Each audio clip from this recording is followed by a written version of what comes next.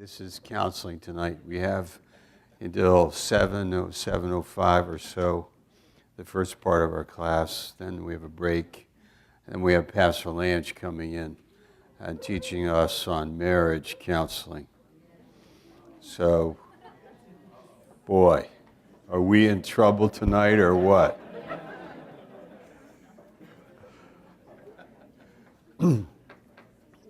Okay, let's start up by being lighthearted, making a few jokes, and laughing a little bit.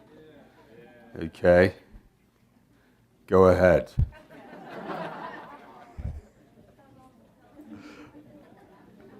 How important is our joy? It's our strength, and also in His presence is fullness of joy, correct? In Psalm 16. How many of you kind of don't have joy? You can be honest with me. Like, it's borderline. Okay?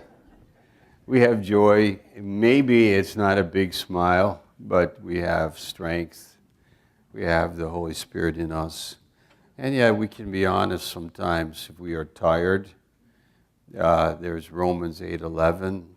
God recognizes that we can be weak and tired. And in our 2 Corinthians chapter 12, we could even have a thorn in our side. Does anybody have one of those? Pardon, Pastor Simon? He has several of them. What? And thorn in my side. And what do I do when I have that? What? Pull it out. I ask God to remove it. What does God say? Yeah. And how many times did Paul pray? 3 times. Then the Lord answered. Why didn't he answer after once? Maybe he wanted to know if Paul's really serious about it. Paul prayed again and again. All right, so our class tonight is on hope, on instilling hope in the counselee. Remember, we have these words, counselor, right? Counselor, counselee, and the counsel.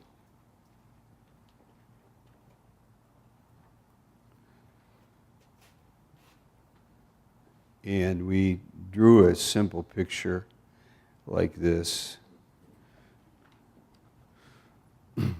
with the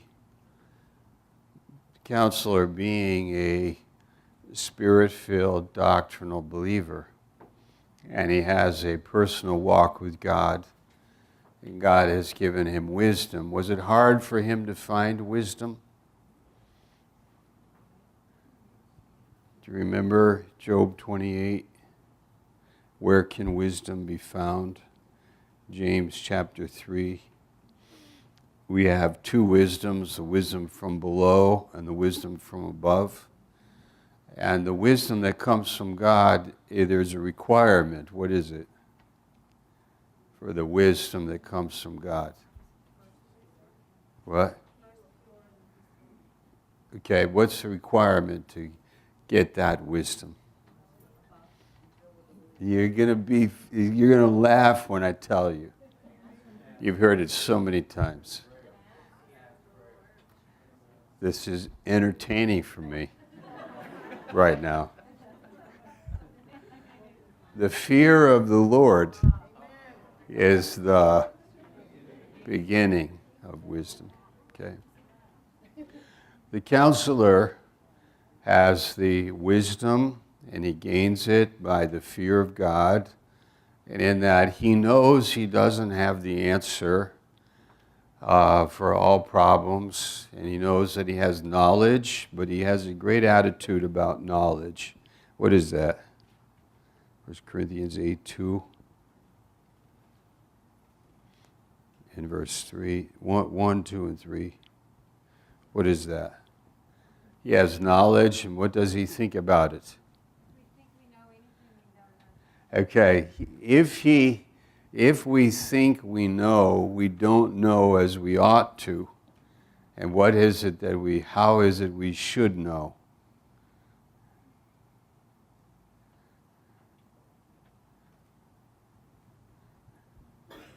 Let's turn there, read that.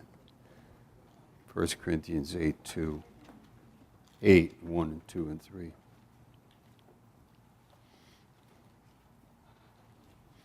Look at part B of verse 1. Knowledge, what does it do? Puffs up, but charity. What's the word charity? Love. It edifies. Love edifies. And if any man thinks that he knows anything, he knows nothing.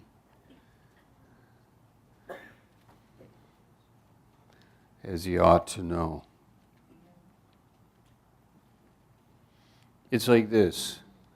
I know I can have a lot of knowledge, but what I know is that I don't know how to apply it. I know this, that I need God to give me the application of wisdom. Like, for example, I could know that I need a loaf of bread tomorrow. I could know this. Tomorrow I need a loaf of bread. So I have the knowledge. But how do I apply the knowledge in life? What would be one way I would apply that knowledge in my life? I need bread tomorrow, so I will go to the store today and buy some bread. So because I have knowledge doesn't mean that I know as I ought to know. You know, there are a lot of smart people and they have a lot of knowledge, but it doesn't mean that they know how to live. How do they use the knowledge that they have? And this is a real gift to you, and you have it because of the fear of God being the criteria for gaining wisdom. And wisdom is really important in counseling because first we spoke about the counselor and then the counselee.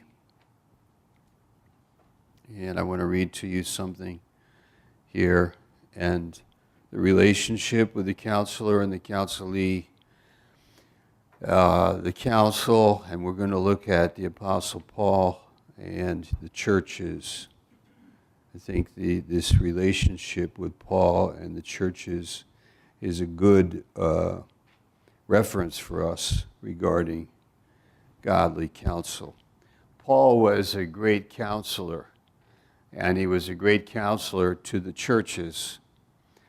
And the spirit that he had for the church and the wisdom that he had that would help them when it would have been easy to react or mislead them or not hit the real target that needs to be hit in life.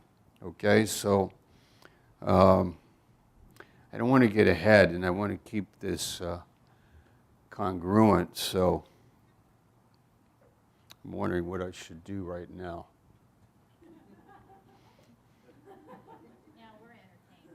Now you're entertained? Good. Let's, why not you do a little bit of work here? Here's the counselor. Here's the counselee. And here's the idea, very simply, hope.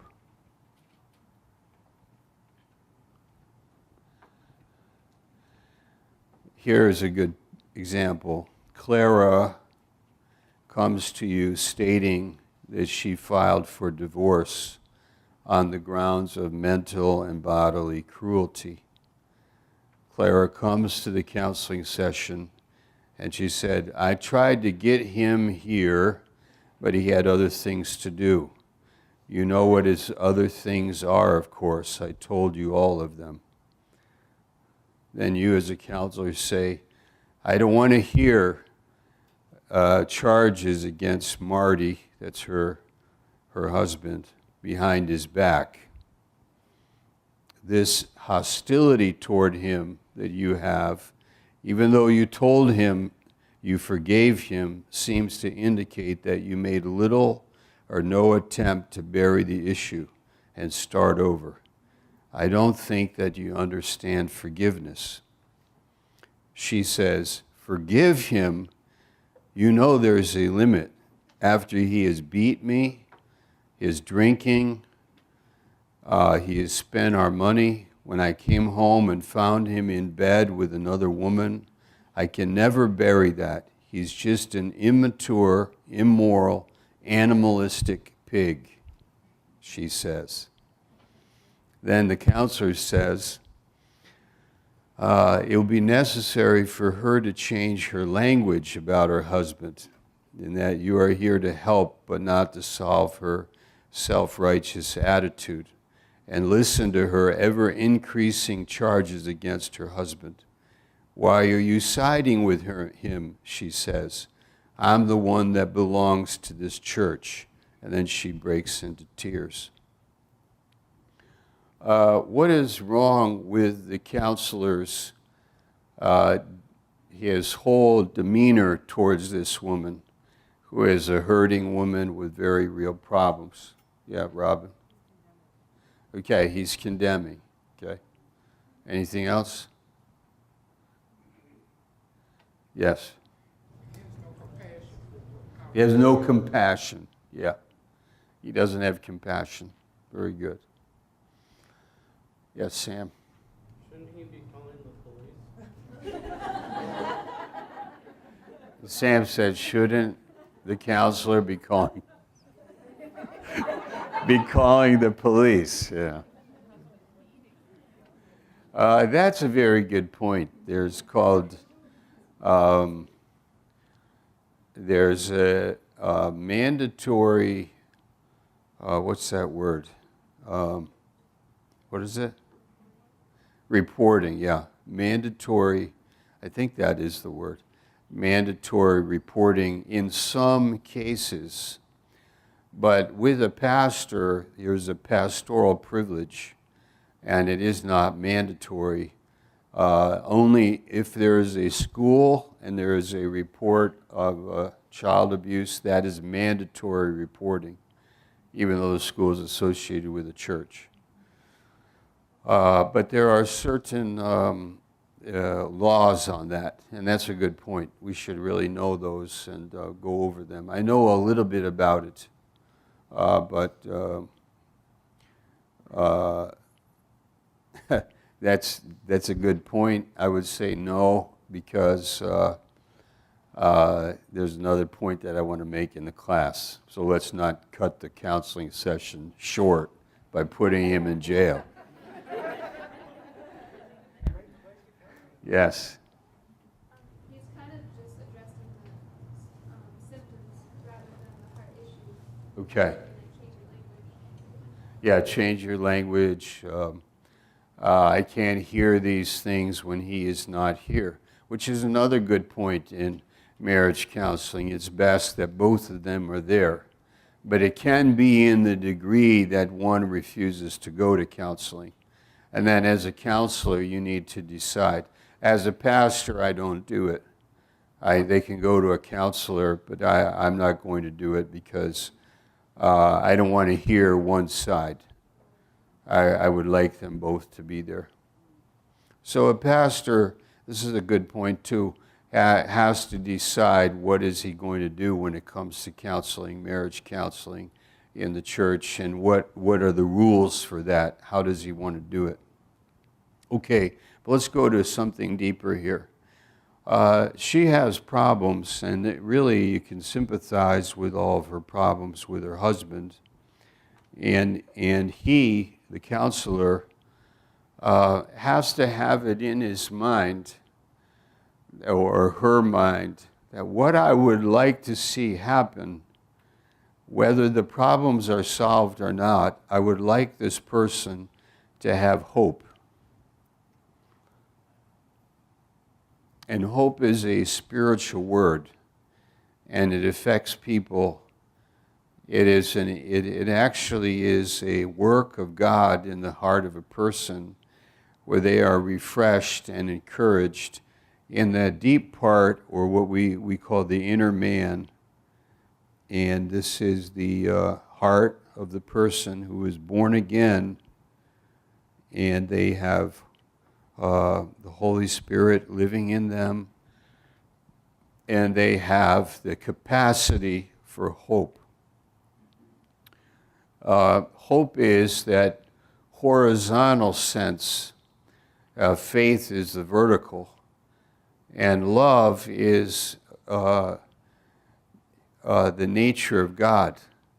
And when you put God in a situation, then God is going to impart himself in the situation. The marriage may not succeed, but the person can still have hope, because this is the nature of God in the world, isn't it? That God is a God that is never failing. 1 Corinthians 13, we read that. And he is not condemning. This is Romans chapter 8 and verse 1. Hope is Romans 5:5 in the heart, and is shed abroad in our hearts.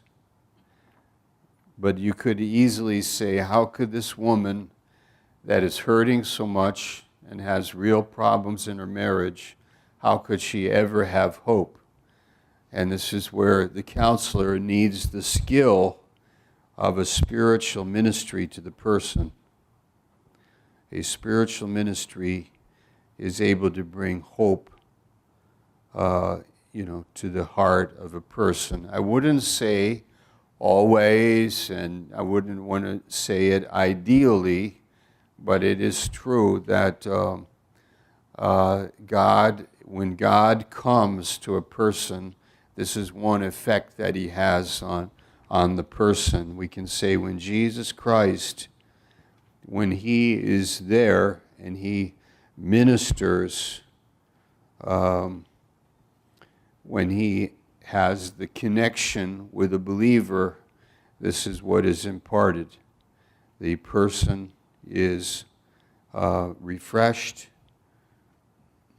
encouraged, mystically realizes God is loving me and he's touching me in my heart, in my spirit. God is here, and I am walking out of this office. I still have the same problems. My husband is still a huge problem for me in my life, but somehow I feel refreshed by God in my heart and in my way of thinking.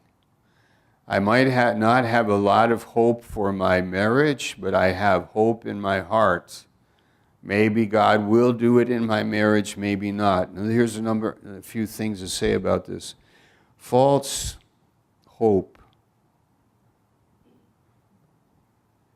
This is there's a number of things to say about this. That the counselor does not communicate those things that he doesn't really know about, the things that he cannot really promise, the things that he cannot guarantee. It's not a false hope. Like, what would be a false hope I, as a counselor, could communicate to somebody who has a problem? Everything's gonna be all right. This reminds me of a song.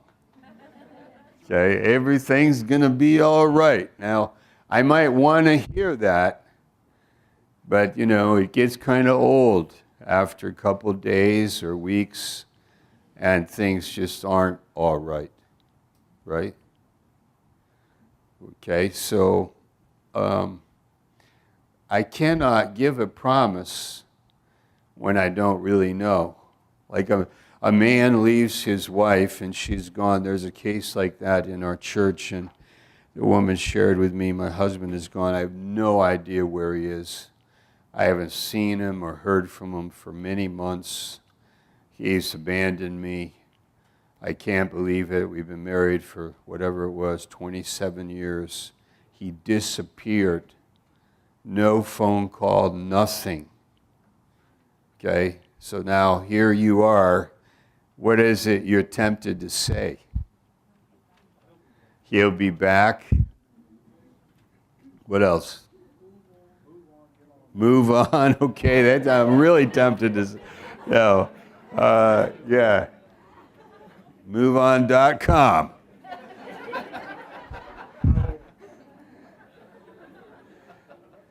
All right, so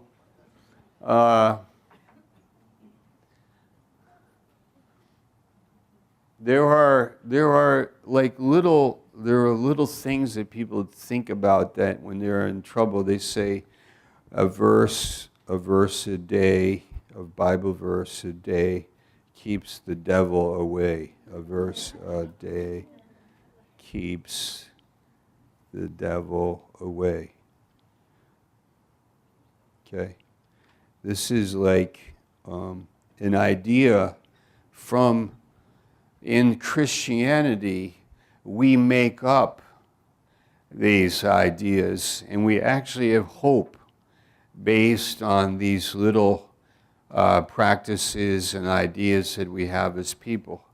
If I go to the church, if I read my Bible every day, if I say my prayers.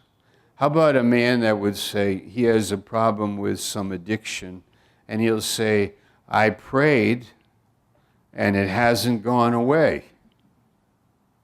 Okay? I am disappointed. I have not found. And so there you have a counselor with a counselee, and he has lost, it's hope deferred makes the heart sick. Yes, sir. Sure. Thicker? This one, okay. Thanks for being so bold. Can't believe you. Came right up here like that. Took right over. Okay, hope deferred makes, the heart sick. Anybody know where it is? Oh, no kidding. Okay. It's in Proverbs. Hey, we're just starting Bible school, so hey, we're like we said, it's in the Bible. Okay, so hope deferred makes the heart sick. False hope and counsel.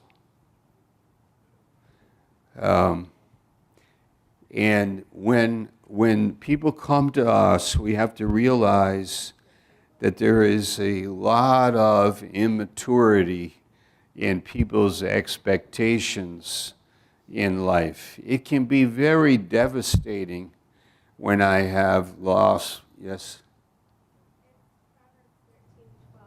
Thank you. Proverbs 13:12. Great. Kaylin, thank you.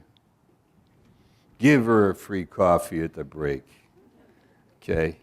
There is a lot of room in the immaturity that we all have as believers, and it's very important for me to get the right, to be guided and counseled with some depth. And the counselor is usually somebody who has walked through and lived life with a living hope. This is what Jesus is called. Is it 1 Timothy 1:1? Jesus is a living hope. And the sound doctrine, this is the healthy doctrine that we read about, that Paul was very concerned that Titus and Timothy would be teaching sound doctrine, really healthy Bible doctrine. And that by this, then, we would become able counselors. Now, look at this picture. I've got the thick font now, but we've got people talking to people all the time. People giving counsel. What did we say? Most counsel happens between who?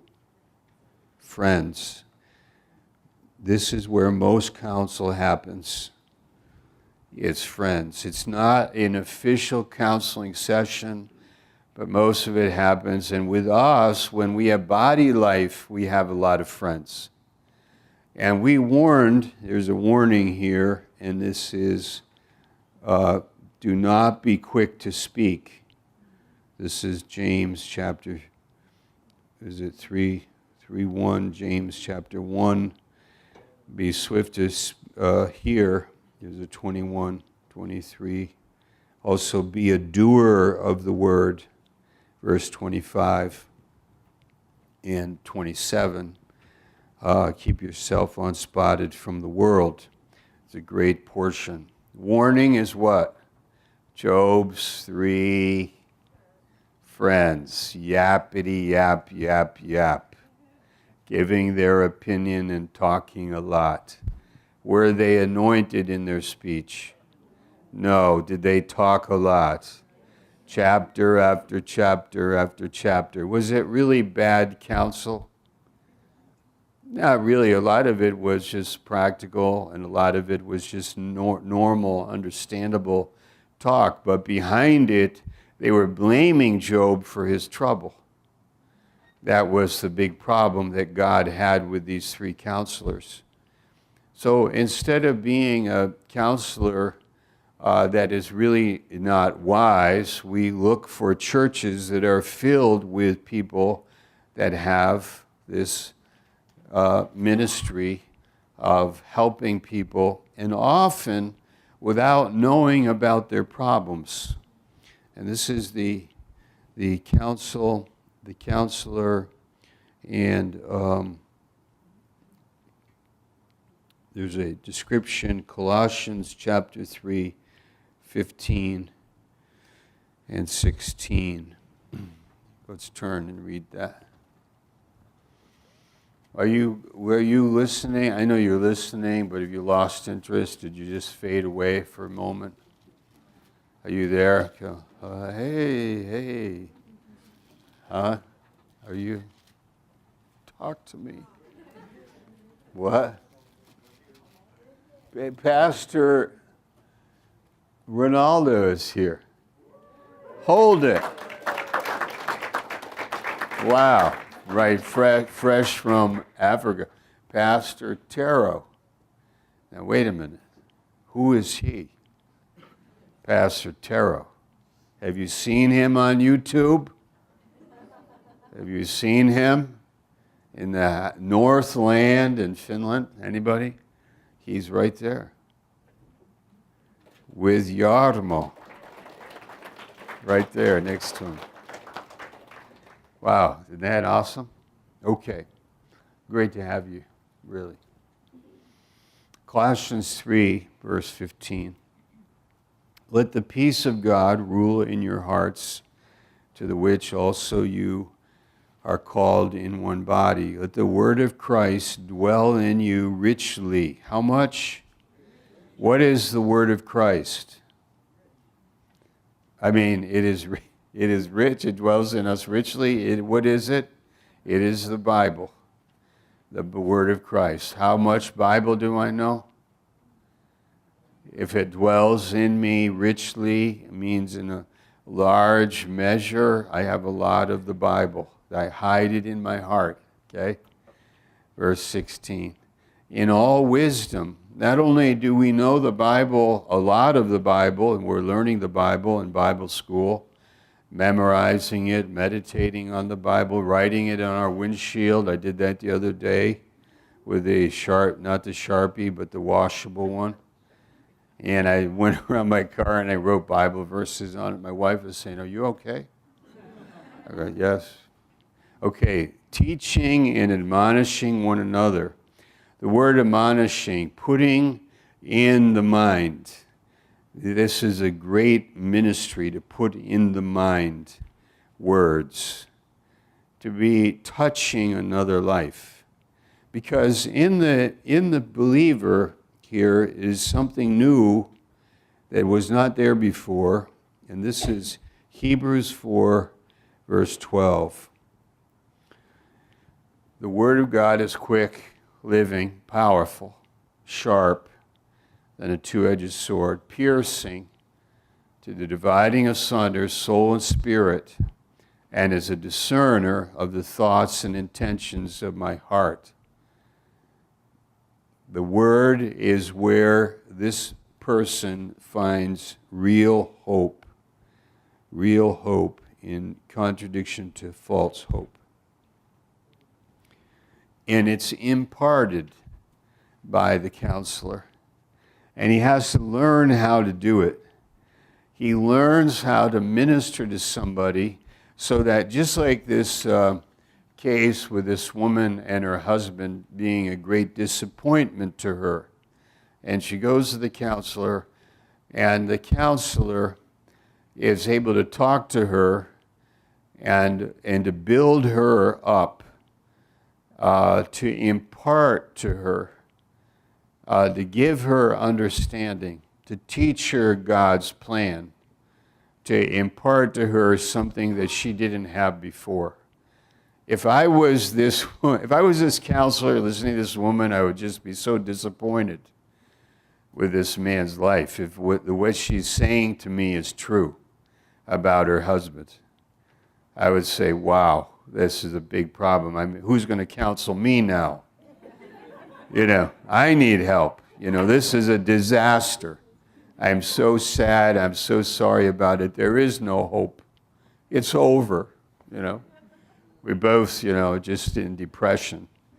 I mean, I could see hearing problems, the death of a child, abandonment in a marriage, addictions, stealing money, all kinds of problems that people have and things that people do, and then listening to this, and then just what do I say? What am I going to do for these people? Well, how can I help them? What is the point? What is the angle that I take? All right, hold it right there. I got your attention. And then we hit the point. Okay, here it is. Paul and the churches. How did he minister to the churches? What did he do, really? Here's the churches. And tell me some of the problems the churches had. You can just say it out loud. Gossip, idolatry, pride, immorality, fornication, idolatry, hypocrisy, judgmental, didn't like Paul. Some Corinthians, there was a party that didn't like Paul. So what is he going to do? You know what I'm saying. He's going to say, okay, adios. I did a lot for you guys. I showed up. I was a missionary. I laid down my life for you. I served you. I walked with you. I taught you. And now you're going to treat me like this? You are such a disappointment to me. Let's put the church right on that stool. You are such a disappointment to me. I can't believe you behave like that. You talk like that, you act like that, and you have that attitude towards me. I'm going to tell you what I think of you. Okay? Would it be possible? But why was he different from that? Because he knew that hope is from God, and that hope is really what everyone needs. Hope is a spiritual characteristic in the human life that comes from the Holy Spirit in our troubles. And you can be a helper of their joy, 2 Corinthians 1:24. I do not have dominion over your faith, but I can be a helper of your joy. And it really takes you and I to hear from God, because I'll tell you, I can get very angry when I hear about things and also very disappointed. But I have to come back with God's mind. I have to come back to the situation with grace. I have to come back with faith, and I have to come back and say, okay, Clara, let's go to Clara. Well, we'll go to her in a minute, but let's go to the couple places where we have the church. 2 Corinthians chapter 3, verse 12. Oh, it's fun to be with you guys here tonight. Man, woo, it's good. Chapter 3, verse 12. Seeing that we have such hope, we have great plainness of speech. What hope? This glory of God. Paul, what are you talking about? The glory of God to the Corinthians. The Corinthians are a huge disappointment, aren't they? Yes, humanly speaking. But inside, those Corinthians, let's do it this way. It doesn't work. Okay. Inside those Corinthians is Christ. And I'm going to feed this person. And I'm going to minister to them because I have that ability. And you're to develop that ability in your life, in Bible school, and your way of thinking. I don't mean that we are naive. I just mean that we approach the counselee as somebody made in God's image, somebody who is saved and who has the potential, but is usually very emotional. Usually they're very upset. And we understand that they are